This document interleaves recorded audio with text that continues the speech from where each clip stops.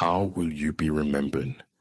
I'm not asking what worthwhile things you'll do in your life, nor do I care by whom you'll be admired, respected, or even loved. I'm asking how you'll be remembered, how your descendants will learn about you. Far too many of us, though we may even live lives worth remembering, won't be remembered at all. We keep no journals, no records, and once we and those who knew us pass, our only lingering mark in this world will be a small rock on a small plot of land in our local cemetery. My grandfather, Thomas Alexander Burns, passed away 2 weeks ago. Though his body now rests in the frozen earth, he will be remembered. Since his death, our family has pored over his journals in which he wrote faithfully every night for over 60 years. In these writings, we have found evidence of things we already knew, that Grandpa Tom was truly a loving husband, devoted father, brave soldier, hard worker, and great man. But we have also found a story unmatched in its horror, one which never made its way into conversations at Sunday dinner, a story which was unfamiliar to all who knew my grandfather. Perhaps it is a story that should have died with him. Despite being a lifelong pacifist, my grandfather was drafted to fight for the United States in the Korean War. He was overseas for a period of 14 months and remained in the army on inactive duty for many years following.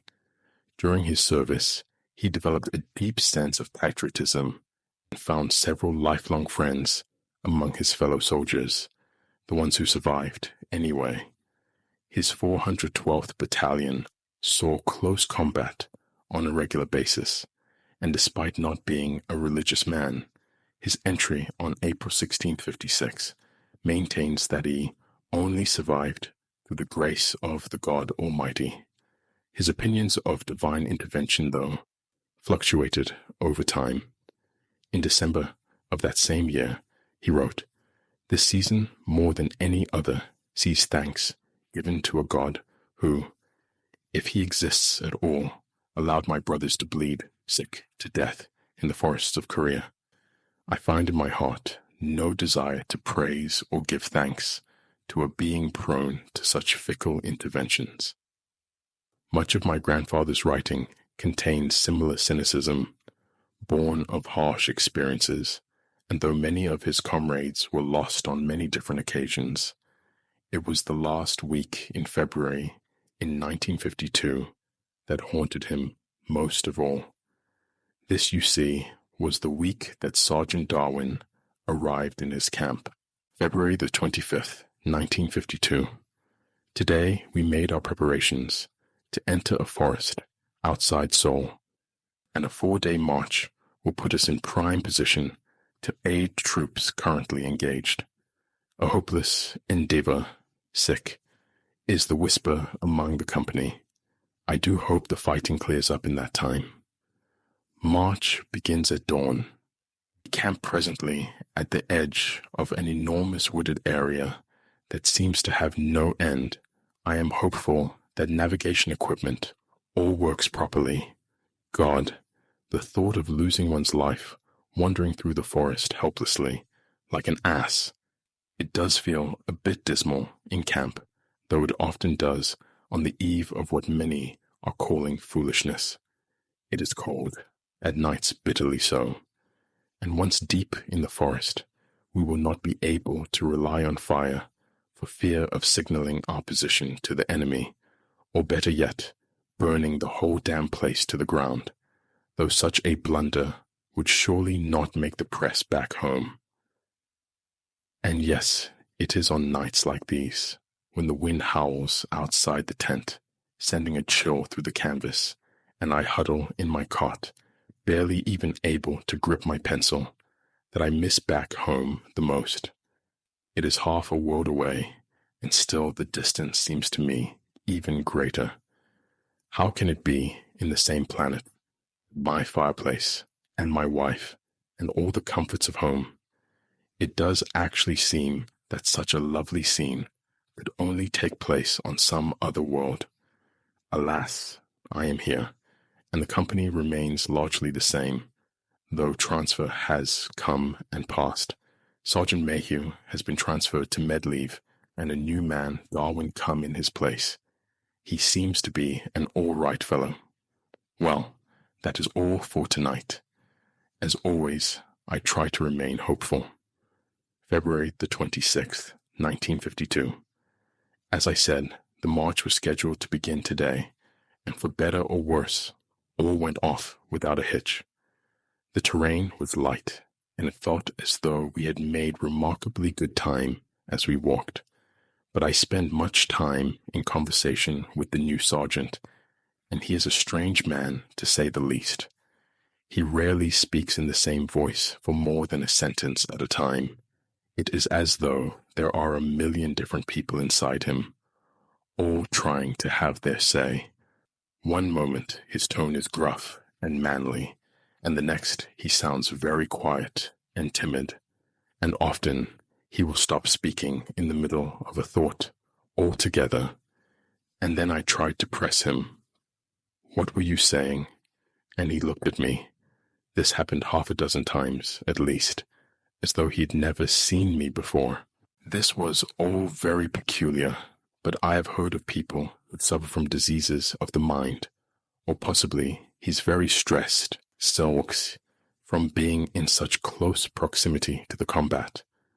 After all, we are only a 3-day march from the forest's edge, and I must say, every step clenches my gut a bit more.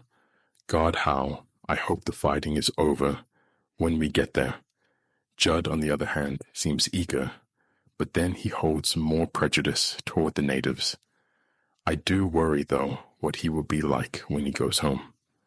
I have heard of men who are never the same, and even violent, after they see extended combat. Excuse me, I must borrow another pencil from a bunkmate, as this one is down to the nub. The loneliness was not so bad today, as we all marched together and talked together. However, I don't much care for this forest at night time. The sounds outside chill me to the bone. I feel as though this canvas is the only thing separating me from something much worse than combat. Crickets chirp, but sometimes they stop for an extended period of time, and it is then that every snap of a twig sets my teeth on edge. The leaves rustle, and the wind howls relentlessly. I don't believe in ghosts, of course, but the sound is almost enough to make you. Anyway, it seems that Xavier is gone to bed, and the rest are on their way, so I will bid farewell for now. Good night. Tom, February 26th, 1952. Death visited our camp, and now I am terribly frightened to sleep, even though we are keeping watch vigorously. I myself am of the opinion that this madness has come from within our own camp. Otherwise, why are we all not dead? I awoke earlier than usual this morning to a great commotion from another tent. We all rushed outside to see what was the matter, and many were huddled around the tent with grave or panicked expressions on their faces. As Judd and I approached closer, we saw that some of the men were weeping. It had just begun to get light out, and the sun was not yet visible. Finally, we forced our way through the crowd to look into the tent. 3 of the 5 cots held dead men, throats cut deeply, and blood pooled on the bottom of the tent. Both of the living soldiers were being dragged away by the MPs to be taken under questioning, no doubt, although I would not expect this of either of them. McKinley and Hales, I believe the other's name is. No murder weapon was found, and nobody heard anything suspicious or even out of the ordinary. It is a strange mystery as to who the culprit is, but as I say, I do not think this was a sneak attack from an enemy. Several men in the camp had shifty eyes today, and I feel that the culprit is perhaps one of them. Of course, it also could have been McKinley or Hales, but I doubt it, having known McKinley well and holding a high opinion of him, and the latter being rather too small to carry out such a task. It is a difficult thing to be met with death so unexpectedly. Though we are soldiers, the camp is very grave tonight. One may think we would be used to loss, but this was not like a combat death, which we may be desensitized toward. No, this was far more close to home, as they say. That the dead were our friends, and that this crime must have been premeditated and heartless, and that they were taken in their sleep. Such a vulnerable time, my God, I shall never forget the looks on their faces. The dead men, one appearing as though he died, slightly bewildered, and the other two seemingly in great sick pain. It was difficult to say the least. I could not keep my eyes on them for more than a few seconds. Still, one does wonder how they did not wake their bunkmates in whatever struggle must have ensued. The men had been dead for hours, I am told, before they were discovered. Perhaps that does give credence to the suspicions that McKinley or Hales were behind it all, or perhaps both of them. They are still in the MP's custody, so that is clearly an indication that they are prime suspects. Again, though my gut tells me that it was not them. Meanwhile, I must now attempt to fall asleep. Not much marching done today, as one can imagine under the circumstances. I fear we'll have to make up the time tomorrow. Good night. February 27th, 1952. Not much to report today. Still no word on the crimes of yesterday. Utterly exhausted. 17 hours of marching with barely even a rest good night. February the 28th, 1952. There is no journal entry for February the 28th, 1952. As best as my family can tell, this is the only day Grandpa Tom ever missed. Before I transcribe Grandpa Tom's journal entry from the leap day of 1952, I feel the need to add a bit of a disclaimer. The official military record of this incident attributes the deaths of 54 soldiers, not counting the 3 whose throats were cut in the previous entry, to an explosive malfunction. The report seems almost intentionally vague. Still, given this, I might have been inclined to doubt my grandfather's version of events until I spoke to other surviving members of his battalion at his funeral. Their stories corroborated with his, some even volunteering details from his journal that I hadn't mentioned to them. This, combined with my grandfather's lifelong displays of honesty and sanity, leads me to believe that the official record is for some reason incorrect. I am almost certain that the following events happened in exactly the way my Grandpa Tom said, February 29th, 1952. We are no longer on our march. In fact, tomorrow morning I will be headed back to the States, or so they tell me. Right now, I am writing from a military hospital bed somewhere in Korea. I don't know where exactly. I have been injured, but not too badly, an account of which follows. Yesterday, things happened that I feel ill-equipped to explain, much less put into writing, but I shall try, because what is the point of journaling if the extraordinary is not logged while all the ordinary is? I hope to not revisit this memory much in the future, but feel it is important to give a full treatment on these pages tonight. Yesterday night, at 9:30, darkness had fallen, and the only sound came from a few muttered voices throughout the camp, until all of a sudden an anguished scream rang out, cries of help smattered with agonized sobs, which sounded to be coming from more than one person. It all began so fast. I had had my journal in my hand and was preparing to write my entry for the day. But at this sound, Judd, Vinnick, and I fled from our tent and were met by a horrifying sight. One of the tents at the far end of our camp was ablaze, and the screams were coming from inside. The light from the flames illuminated the silhouettes through the tent's canvas, 4 men writhing in agony. 2 of the men had fallen to the tent floor, and the other 2 were still struggling to escape. Someone near the tent shouted, "It's padlocked," apparently in reference to the zipper that would have given my trapped comrades an escape. Instead, one of them cut open the canvas of the tent with a knife. But as the 2 remaining men spilled out of the tent, screaming and sobbing, it became apparent to all watching that they would not survive, though they were utterly engulfed in the flames, and their human forms were barely even distinguishable. Their screams could be easily heard over the roar of the fire. My stomach sunk unimaginably when one of the men shouted that his eyes were melting. All the while, Sergeant Darwin, whom I mentioned a few days ago, was standing near the tent, wearing an expression sick of utter glee, as though it were Christmas morning, and he were a young child, full of excitement. It didn't take long before someone's flashlight beam caught him. By this point, the burning soldiers were crisped and twitching almost half-heartedly in the dirt. And besides that awful smile, it was discovered that he was holding a nearly empty can of the gasoline supply.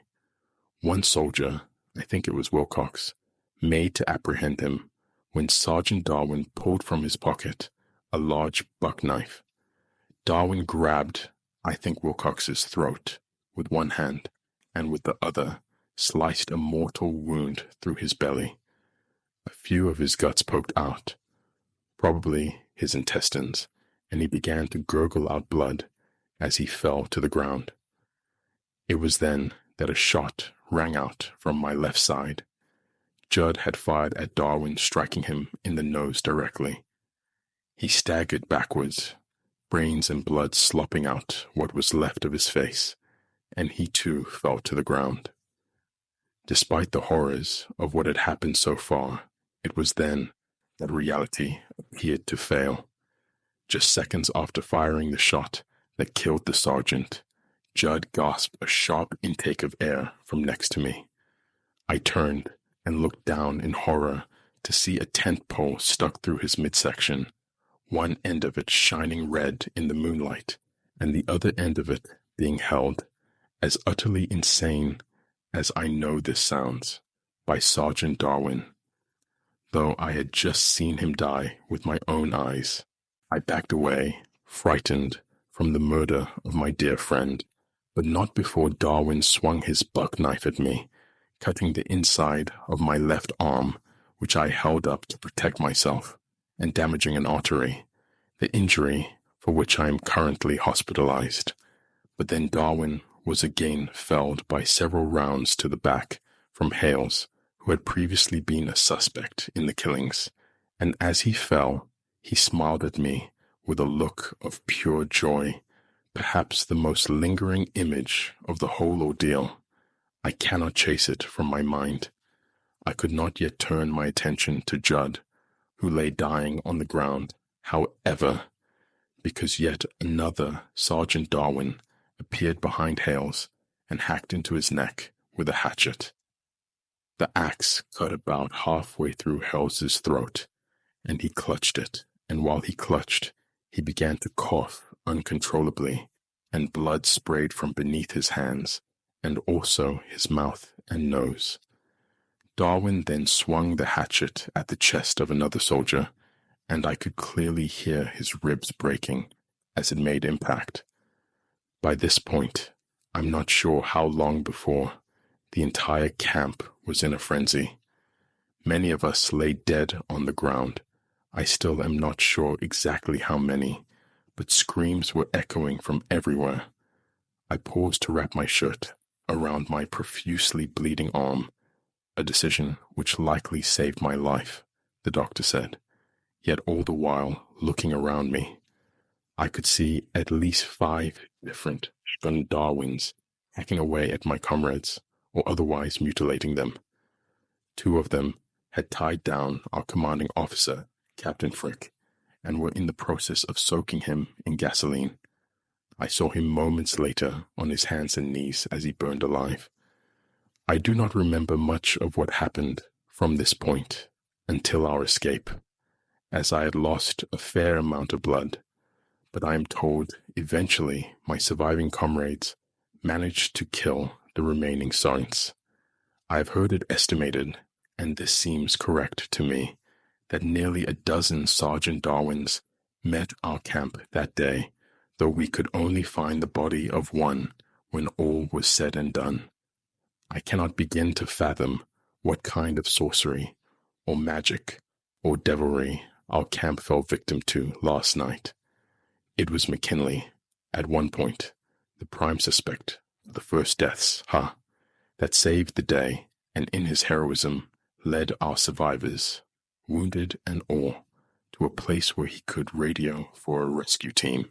My grandfather's entry of February 29th, 1952 continues for several more pages, detailing the rescue efforts and then some rambling thoughts on the events of that night. I'm not sure how lucid he was by the end of the entry. He simply signed it within kicks. But I find little, if any, reason to doubt his version of events, as the multiple Sergeant Darwins were corroborated by several of his fellow soldiers independently. Like Grandpa Tom, I cannot begin to fathom how such a thing could happen. Though I'm beyond grateful for the rest of his journal entries, this is truly a story I wish I'd never heard. Since reading it, I've often found my dreams haunted by burning soldiers and agonized screams, and by the depraved grin on the culprit's face as he fell, dead, at my grandfather's feet. But perhaps its most insidious effect has been in how I remember my grandfather now. For although the memories of bouncing on his knee and the health food smell of his house still linger, they're tainted by the terrible tale of Sergeant Darwin. How will you be remembered? That's for you to decide, of course. But if you have any stories like my grandfather's, perhaps you should keep them to yourself.